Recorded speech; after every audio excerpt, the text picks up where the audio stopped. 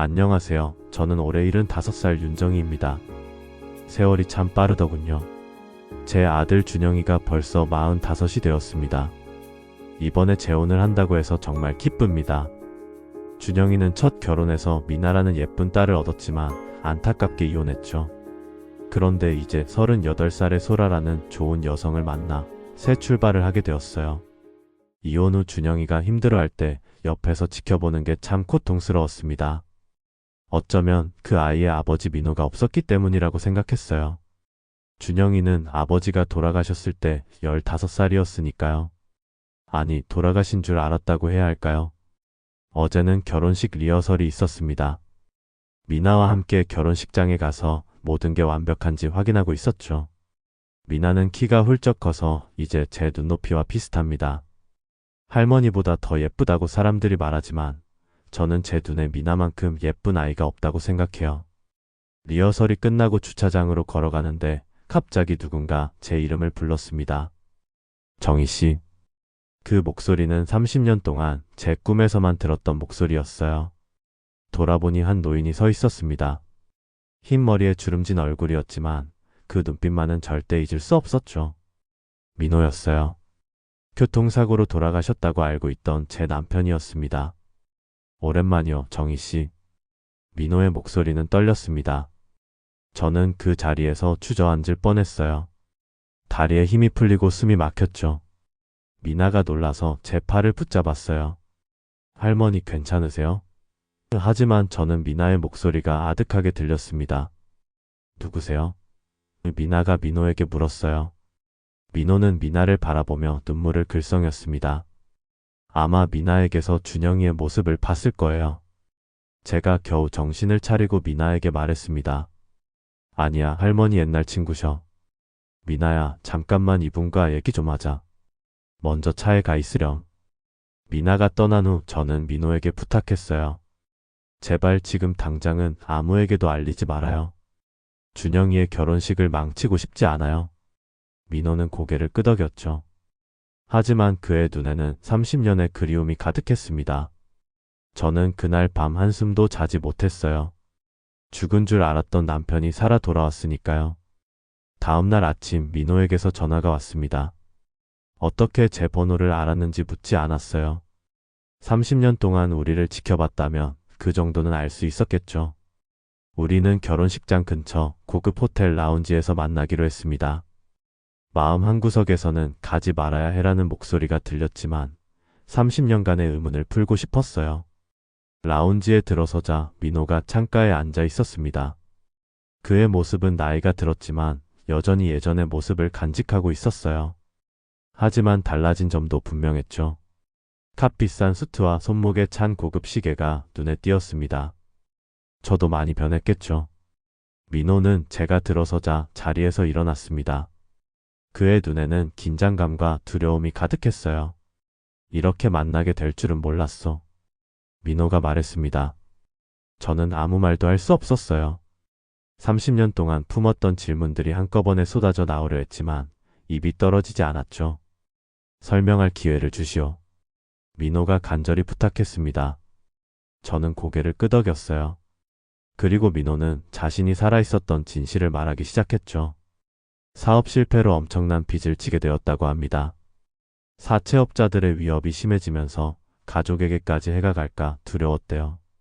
그래서 자신의 죽음을 위장하고 도망치기로 결정했다고 했습니다.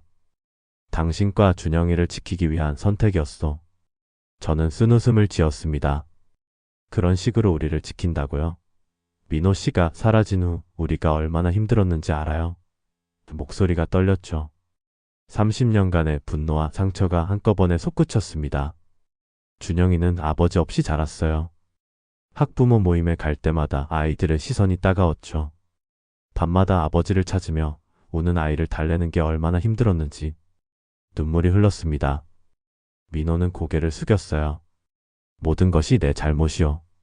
매일 후회했어. 하지만 한 번 떠난 뒤로는 돌아올 용기가 없었어. 시간이 지날수록 더 어려워졌지.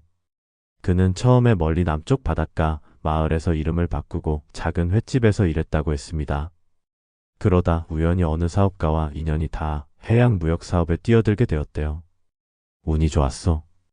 해외 시장이 막 열리던 시기였고 내 직감이 맞아떨어졌지. 민호의 눈빛이 잠시 흔들렸습니다.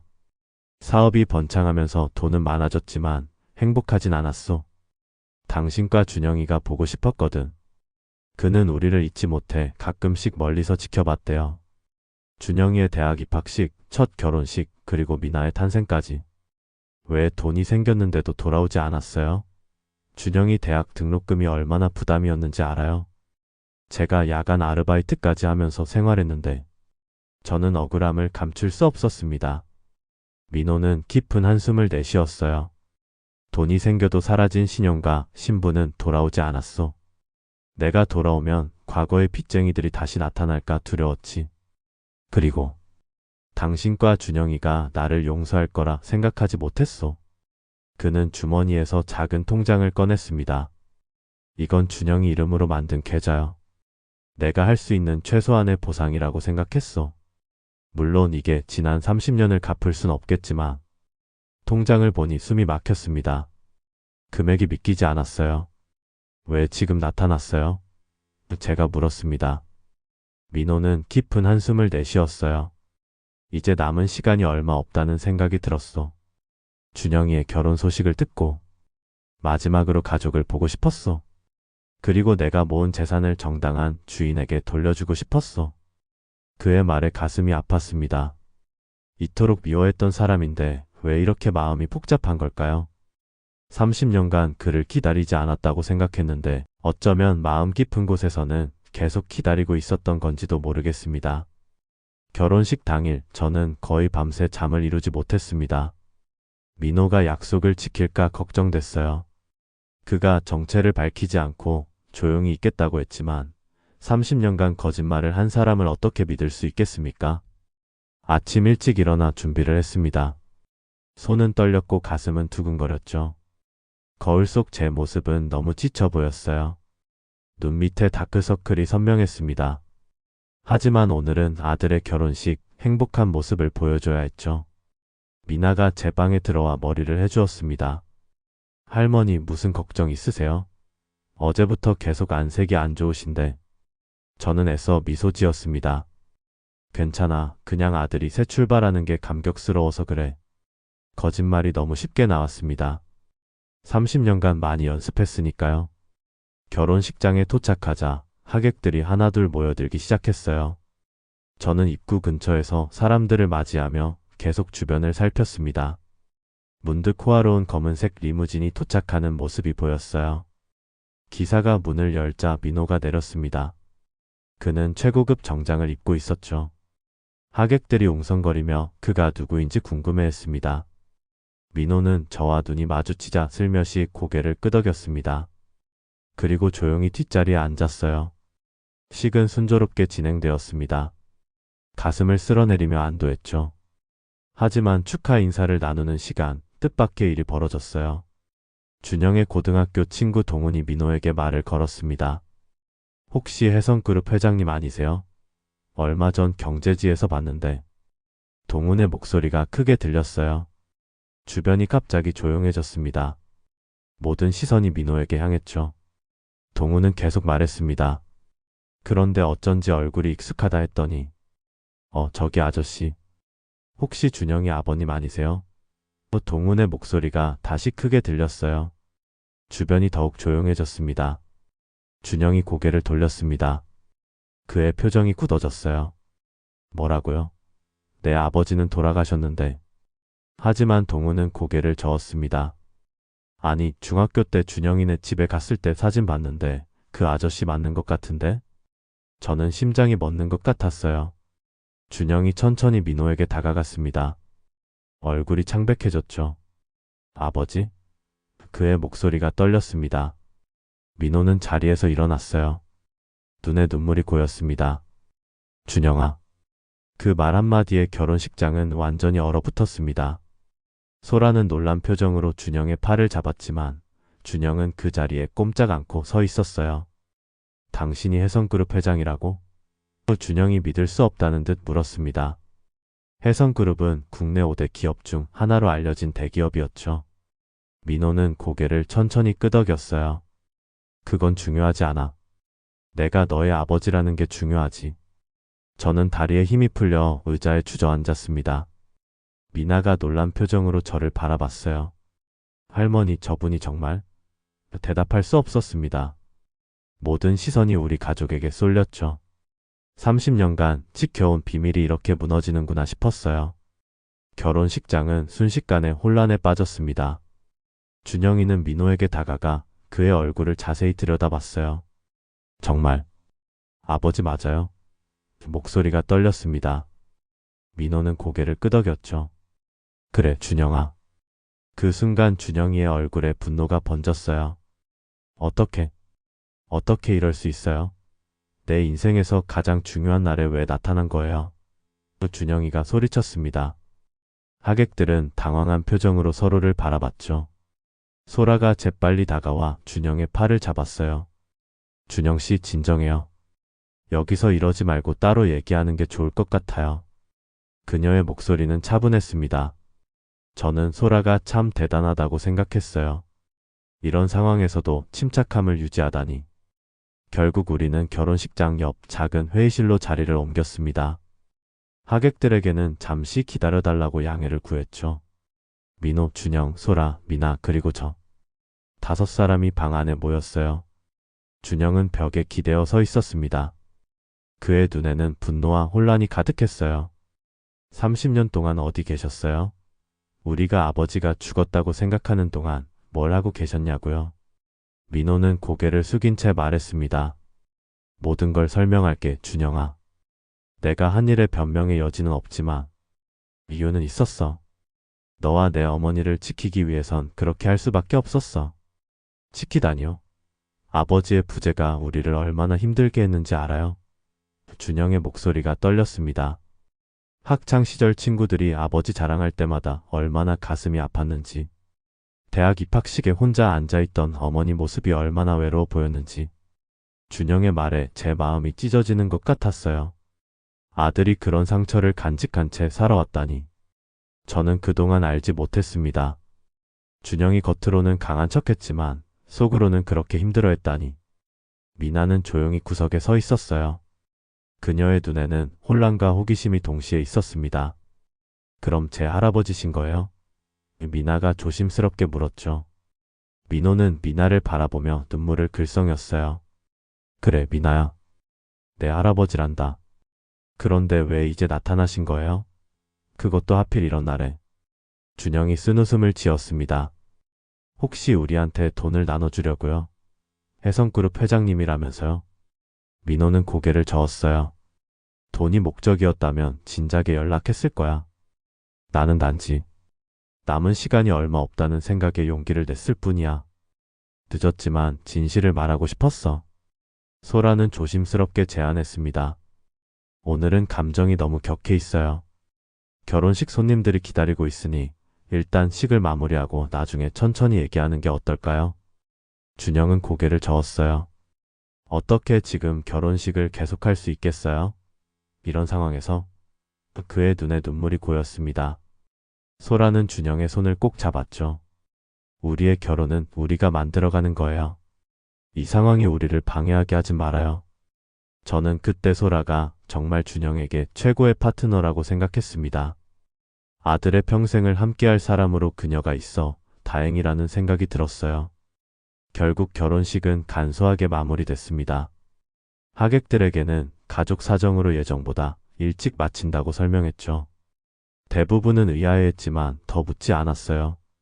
친한 친구들만 남아 축하의 인사를 전했습니다. 그날 저녁 우리는 준영이 집에 모였어요. 민호를 포함해 5명이 거실에 앉았습니다.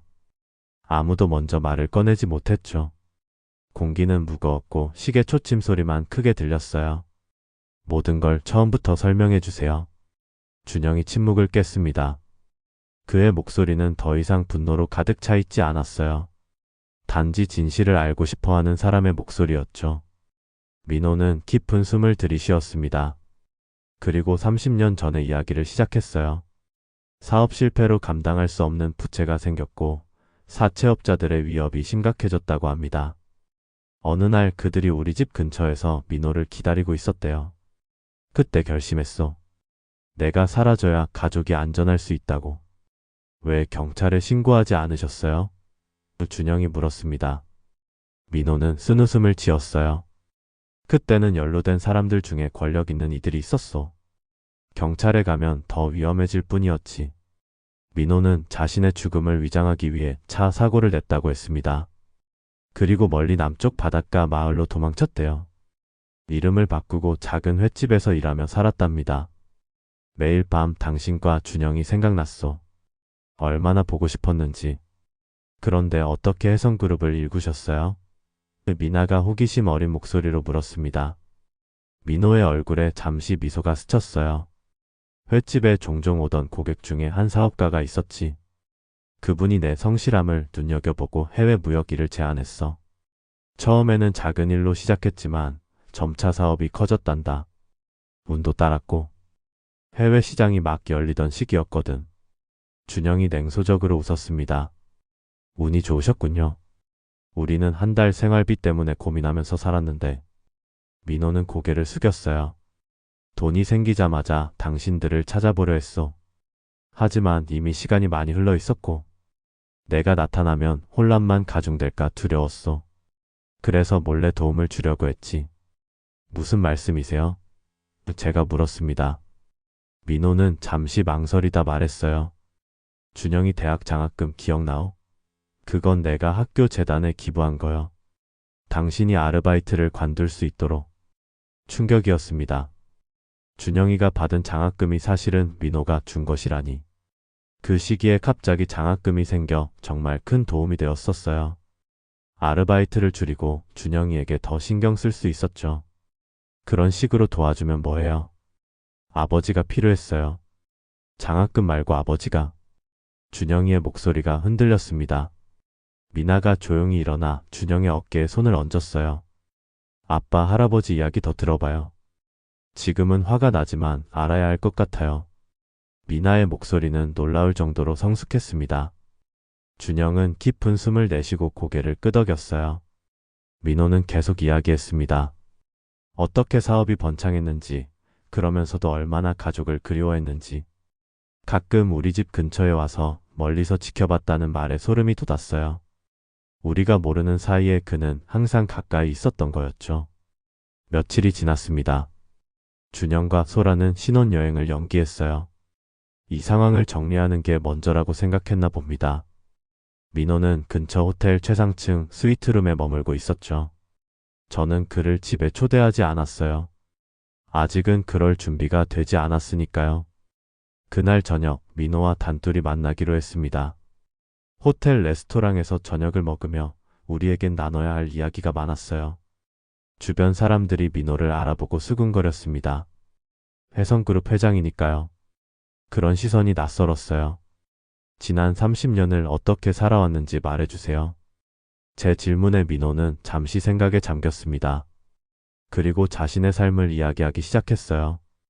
처음에는 절망했지만 다시 일어서기로 마음먹었다고요. 사업이 잘 풀리면서 당신에게 돌아갈 준비를 했소. 하지만 매번 용기가 나지 않았지. 시간이 너무 흘렀으니까. 민호의 목소리에는 후회가 가득했습니다. 당신은 어땠어? 저는 처음 몇 년은 매일 밤 그가 돌아오길 기다렸다고 털어놨어요. 하지만 시간이 지나면서 내 삶을 살아야 한다는 걸 깨달았죠. 준영이 대학에 입학했을 때 나도 다시 공부를 시작했어요. 정말? 민호가 놀란 표정으로 물었습니다. 저는 웃으며 고개를 끄덕였어요. 사회복지학을 공부했어요. 지금은 노인복지센터에서 일하고 있죠. 당신 없는 동안 나도 많이 변했어요. 민호는 제 손을 잡으려 했지만 저는 슬쩍 피했습니다. 아직은 그럴 준비가 되지 않았어요. 당신도 행복하게 살았으면 좋겠어요. 혹시 다른 가족이 있나요? 민호는 고개를 저었습니다. 아니요. 그럴 수 없었어. 마음속에는 항상 당신과 준영이가 있었으니까. 그 말에 마음이 아팠지만 동시에 조금은 안도했어요. 이기적인 마음이 들어 부끄러웠습니다. 우리는 더 이상 부부가 아니에요. 제가 조용히 말했습니다. 하지만 준영이의 부모이긴 하죠. 그 아이를 위해서라도 평화롭게 지낼 수 있었으면 해요. 다음날 준영이 민호를 만나러 갔다고 들었습니다. 소라가 함께였죠. 나중에 준영에게 물었어요. 어땠어? 또 준영은 깊은 한숨을 내쉬었습니다. 아직 아버지라고 부르긴 어려워요. 하지만 그분의 이야기를 들으니 조금은 이해가 돼요. 소라는 준영의 어깨를 토닥였습니다. 시간이 필요한 거예요. 서두르지 말아요. 소라의 지혜가 고마웠어요. 그녀는 항상 상황을 객관적으로 볼 줄 아는 사람이었습니다. 미나는 의외로 빨리 민호와 가까워졌어요. 어쩌면 직접적인 상처가 없어서 그런지도 모릅니다. 할아버지와 손녀 사이에 특별한 유대가 형성되고 있었죠. 어느 날 미나가 민호의 구급차를 타고 와서는 흥분된 목소리로 말했어요. 할머니, 할아버지가 회사도 구경시켜 주셨어요. 정말 대단해요. 준영은 그 말을 듣고 눈살을 찌푸렸지만 미나의 기쁨을 망치고 싶지는 않았나 봅니다. 다만 조용히 말했죠. 미나야, 할아버지의 돈에 너무 현혹되지 말았으면 좋겠어. 미나는 고개를 저었습니다. 아빠, 돈 때문이 아니에요. 할아버지가 정말 재미있고 지혜로우신 분이에요. 항상 제 말을 귀 기울여 들어주시고요. 그 말에 준영의 표정이 조금 누그러졌어요. 어쩌면 미나가 우리 가족의 다리 역할을 하고 있는지도 모르겠습니다. 한 달이 지났습니다. 준영과 소라의 결혼식은 다시 계획되었어요. 이번에는 더 작고 친밀한 모임으로 준비했죠. 사실 민호가 모든 비용을 대겠다고 했지만 준영은 거절했습니다. 제 결혼식은 제가 준비할게요. 아버지의 도움 없이도 잘 살아왔으니까요. 민호는 아들의 결정을 존중했어요. 하지만 몰래 결혼식장에 최고의 음식과 와인을 보냈다는 걸 나중에 알게 되었죠. 소라가 웃으며 알려줬어요. 아버님이 신경 쓰지 말라고 하셨어요. 준영 씨가 알면 화낼 것 같아서 비밀로 해달래요. 준비 과정에서 민호는 조용히 도움을 주었습니다. 준영이 바쁠 때는 미나를 데리고 이것저것 심부름을 했어요. 어느 날은 민호의 고급 세단을 타고 미나와 함께 나타났는데 미나는 그런 차를 처음 타봤다며 신이 났죠. 할아버지, 이렇게 부자셨는데 왜 진작 돌아오지 않으셨어요? 미나가 솔직하게 물었습니다. 민호는 잠시 생각에 잠기더니 대답했어요. 돈이 많다고 모든 문제가 해결되는 건 아니란다. 가끔은 더 복잡해지기도 하지. 돈보다 더 중요한 건 가족이라는 걸 너무 늦게 깨달았구나. 결혼식 전날 준영이 저를 찾아왔습니다. 어머니, 내일 결혼식에서 아버지가 축사를 하셨으면 해요. 저는 놀라서 준영의 얼굴을 바라봤어요. 정말? 내가 원하는 거니? 준영은 고개를 끄덕였습니다. 쉽진 않지만 이게 새로 시작하는 방법인 것 같아요. 결혼식 당일 모든 것이 아름답게 진행되었습니다. 민호는 축사에서 말했습니다. 오늘 이 자리에 있게 해준 준영이에게 고맙다는 말을 전하고 싶습니다. 돈으로 살 수 없는 것들이 있다는 걸 깨닫게 해준 건 바로 가족입니다. 제가 가진 모든 재산보다 더 소중한 것이죠. 그날 저녁 민호는 준영에게 특별한 선물을 전했습니다. 회사 지분 중 상당 부분을 준영 이름으로 옮겼다고 해요. 하지만 준영은 그것보다 아버지가 주는 시계에 더 감동했습니다. 이건 내 아버지께서 내게 주셨던 유일한 물건이요. 이제 내게 물려주고 싶구나. 미나는 할아버지에게서 처음으로 용돈을 받았습니다. 봉투 안에는 생각보다 많은 금액이 들어 있었어요. 미나가 놀라자 민호는 웃으며 말했습니다. 그동안 못 챙겨준 것 보충하는 거야. 하지만 돈보다 중요한 건 우리가 함께하는 시간이라는 걸 잊지 마렴.